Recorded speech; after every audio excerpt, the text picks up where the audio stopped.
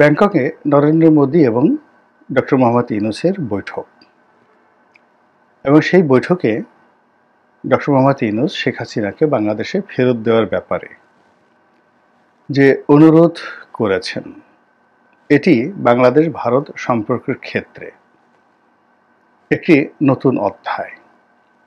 দ্বিতীয়ত, শেখ হাসিনার বিষয়টি একেবারে সরাসরি নরেন্দ্র মোদীর মুখের উপর তুলে ধরা হবে বা বলা হবে, এটি ভারত যেমন কল্পনা করেনি, আমরাও তেমনি কল্পনা করিনি, আর আওয়ামী লীগ তো প্রশ্নই আসে না।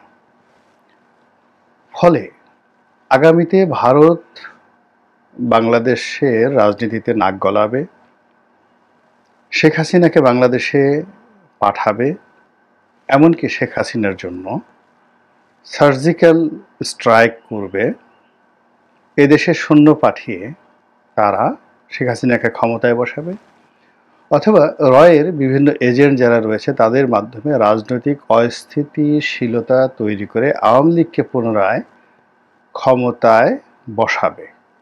এই পুরো যে ক্যালকুলেশনটির উপর একটা প্রলেপ পড়ে গেছে। এর ফলে অতীতে যে হিসাবগুলো ছিল বা অতীতে যে প্রেডিকশনগুলো ছিল, সবকিছু উল্টে গিয়ে এখন নতুন আশঙ্কা দেখা দিয়েছে আওয়ামী লীগের মধ্যে। সেটি হলো যে ভারত কি শেখ হাসিনার সঙ্গে বেইমানি করলো বা করবে? যে শেখ হাসিনা, যে আওয়ামী লীগ ভারতকে দুহাতে দিয়েছেন, সব কিছু ট্রানজিট দিয়েছেন, ব্যবসা দিয়েছেন, বাণিজ্য দিয়েছেন, ভারতের কথা মতো তারা সেই 10 ট্রাক অস্ত্র মামলার বিচার করেছেন, একেবারে যেভাবে ভারত বলেছে ওভাবে বিচার করেছেন। ভারতের কথা মতো আমাদের এই জেলখানা থেকে বের করে উলফার অনুপ চেটিয়াকে ভারতের হাতে হস্তান্তর করা হয়েছে।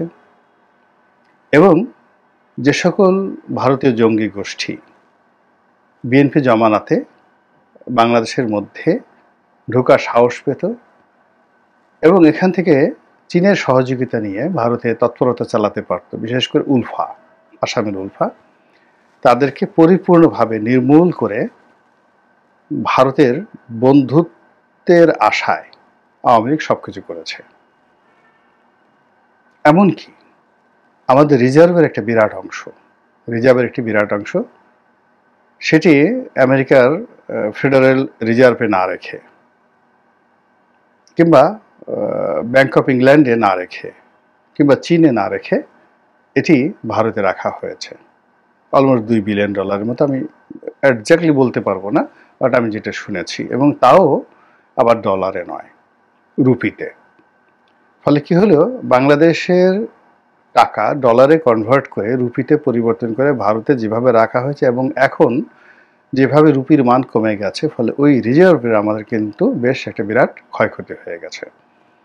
তো এত কিছু যে শেখ হাসিনা করেছেন, জলে স্থলে আকাশপথে, যেভাবে তিনি তাদেরকে ট্রানজিট দিয়েছেন, যেভাবে বাংলাদেশের ভিতর দিয়ে সামরিক পণ্য পরিবহন করার জন্য যেভাবে MOU স্বাক্ষর করেছেন, যেভাবে তিস্তার প্রকল্প নিয়ে মুখ খুলেননি এবং ভারতের কাছ থেকে লেভি বাবদ বা চার্জ বাবদ কোনো টাকা আদায় করাটাকে অভদ্রতা হিসেবে মনে করেছেন, এবং ভারত বাংলাদেশের সম্পর্ককে, যেখানে ভাই বোনের সম্পর্ক, স্বামী স্ত্রীর সম্পর্ক বলে আওয়ামী লীগের নেতারা যেখানে সকাল বিকাল যাকে বলে বুক ফাটিয়ে, গলা ফাটিয়ে তারা প্রকাশ করতেন যে ভারত তাদের অকৃত্রিম বন্ধু। তো সেই ভারত কি করে ডক্টর মোহাম্মদ ইউনূসের সঙ্গে একটি বৈঠক করলো, কি দরকার ছিল? 2 নম্বর হলো, আবার সেই বৈঠকের সময় যখন ডক্টর মোহাম্মদ ইউনূস এরকম একটা কথা বললেন শেখ হাসিনাকে ফেরত দেওয়ার বিষয়, সেটি নিয়ে ভারত একটা টু শব্দ উচ্চারণ করলো না, কিংবা যে কথাগুলো ইতিপূর্বে ভারতের পক্ষ থেকে ভারতীয় মিডিয়া বলার চেষ্টা করেছে যে যতদিন পর্যন্ত বাংলাদেশে একটি নির্বাচিত সরকার না আসবে ততদিন পর্যন্ত বাংলাদেশের সঙ্গে সম্পর্ক স্বাভাবিক হবে না। এই কথা দ্বারা যেটি স্পষ্টত বোঝানো হয়েছে সেটি হলো ডক্টর মোহাম্মদ ইউনূসের সরকার নির্বাচিত সরকার নয়, এবং তারা এটিকে বৈধ মনে করেন কি করেন না সেটা দ্বিতীয় প্রশ্ন। কাজেই তাদের সঙ্গে কোনো লং টার্ম সম্পর্কে তারা যাবে না। ডে টু ডে যে সমস্ত কর্মকাণ্ড হচ্ছে ভারতের সঙ্গে ব্যবসা বাণিজ্য, সেগুলো চলতে থাকবে। কিন্তু এই কথা থেকে একদম 180 ডিগ্রি অ্যাঙ্গেলে উল্টে গিয়ে এমন কি হলো ভারতের যে তারা ডক্টর মোহাম্মদ ইউনূসের সঙ্গে বৈঠক করলেন এবং স্বয়ং নরেন্দ্র মোদী শেখ হাসিনাকে ফেরত দেওয়া হবে এই কথা তিনি শুনে গেলেন এবং একটি টু শব্দ করতে পারলেন না। ডক্টর মোহাম্মদ ইউনূসকে একটা কাউন্টার প্রশ্ন করতে পারলেন না, নট এ সিঙ্গেল কাউন্টার প্রশ্ন। তিনি যে সকল কথাবার্তা বলেছেন, ভারতীয় পররাষ্ট্র সচিব মিস্টার বিক্রম মিশ্র তিনি যে সকল কথা বলেছেন, বা মিস্টার নরেন্দ্র মোদী তার টুইটে যে সকল কথা বলেছেন, এগুলো খুবই গতানুগতিক। তারা সীমান্তে অনুপ্রবেশ করতে দেবে না, সীমান্তে কড়াকড়ি হবে।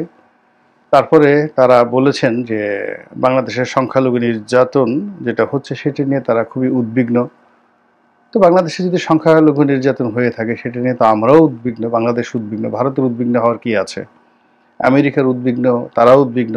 তো এগুলো খুব কমন কথাবার্তা, কিন্তু এই সকল কমন কথাবার্তার বাইরে একেবারে আনকমন কথাবার্তা হলো শেখ হাসিনাকে ফেরত চেয়েছেন ডক্টর মোহাম্মদ ইউনূস। ফলে কি হলো, আওয়ামী লীগের মধ্যে ভীষণ রকম হতাশা ছড়িয়ে পড়েছে, অস্থিরতা ছড়িয়ে পড়েছে, এবং সবাই বলার চেষ্টা করছেন যে ভারত আসলে কি শেখ হাসিনার সঙ্গে বেইমানি করেছে কিনা বা করবে কিনা। যদি সত্যিকার অর্থে ডক্টর মোহাম্মদ ইউনূসের হাতে শেখ হাসিনাকে প্রত্যাবর্তন করতে দেয়া হয় বা প্রত্যাবর্তন করা হয়, ও মাই গড, আওয়ামী লীগের জন্য একটা ডিজাস্টার হয়ে যাবে, ভীষণ রকম ডিজাস্টার হয়ে যাবে। আওয়ামী লীগের যারা ভারতে পালিয়ে আছেন, অনেক স্ত্রী পুত্র নিয়ে, অনেকে একাকী, অনেকে সারা ভারতে ছড়িয়ে আছেন, তাদের সবার মধ্যে কিয়ামতের আতঙ্ক শুরু হয়ে যাবে। ইতিমধ্যে আমাদের বাংলাদেশের বিভিন্ন সোশ্যাল মিডিয়াতে আমরা দেখতে পাচ্ছি বা কথাবার্তা শুনতে পাচ্ছি, সেটি হলো যে ভারতে এই অবৈধ আওয়ামী লীগ নেতাদেরকে ধরার জন্য একটা সাঁড়াশি অভিযান চালানো হবে। এটি সত্য মিথ্যা আমরা বলতে পারবো না, কিন্তু বাংলাদেশে এই ধরনের কথাবার্তা হচ্ছে।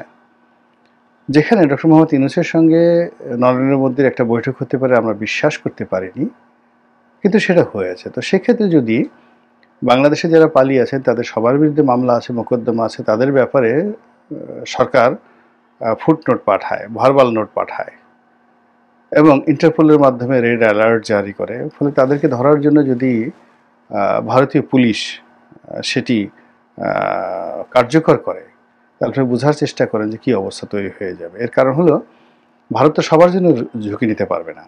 এখন ইন্টারন্যাশনাল রেড অ্যালার্ট দেওয়া হলো শেখ হাসিনার বিরুদ্ধে, বা যেটা বলা হয় যে ইন্টারপোল থেকে রেড অ্যালার্ট দেওয়া হলো শেখ হাসিনার বিরুদ্ধে, সেটা না হয় পলিটিক্যালি তারা আর্গুমেন্ট করলো, বার্গেনিং করলো, কিন্তু সাধারণ যে সকল ভারতীয় নাগরিকদের সঙ্গে মিশে আছে, বাংলাদেশি নাগরিক, আওয়ামী লীগ নাগরিক, তাদেরকে কিভাবে ডিফেন্ড করবে, তাদেরকে ডিফেন্ড করার জন্য তারা কি বলবে, এবং এটির সংখ্যা যদি হাজার হাজার হয় কিংবা লাখের মতো হয়, 1 লাখ লোককে ভারত কি করে ইন্টারপোলের যে রেড অ্যালার্ট, সেই রেড অ্যালার্ট থেকে তারা রক্ষা করবে। ফলে তাদেরকে লোক দেখানোর জন্য হলেও তাদেরকে এই সাঁড়াশি অভিযান চালাতে হবে, এবং সেটা যদি চলে এবং 1 লাখ পালিয়ে থাকা বা বাংলাদেশি আওয়ামী নেতাদের মধ্যে থেকে যদি মাত্র 4-5 জনকেও ধরা হয় এবং তাদেরকে সীমান্ত দিয়ে বাংলাদেশে পাঠানো হয়, বুঝতে পারেন যে বাংলাদেশে যারা পালিয়ে আছেন এবং ভারতে যারা পালিয়ে আছেন তাদের কী অবস্থা তৈরি হবে।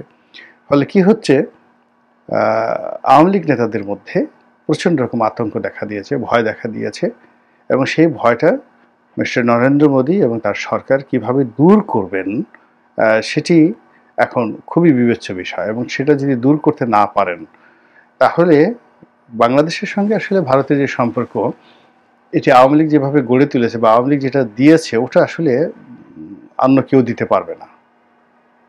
সেটি বিএনপিও দিতে পারবে না, সামরিক শাসনও দিতে পারবে না, আর ডক্টর মোহাম্মদ ইউনূস তো পারবেনই না। তো কাজেই ভারত আওয়ামী লীগকে বাঁচিয়ে রাখার জন্য যে কি পদক্ষেপ নেন এবং কিভাবে রিভার্স করেন, এবং সেটাকে আবার মোকাবেলা করার জন্য ডক্টর মোহাম্মদ ইউনূস কি করেন, সেটা কিন্তু আমাদেরকে ভাবতে হবে।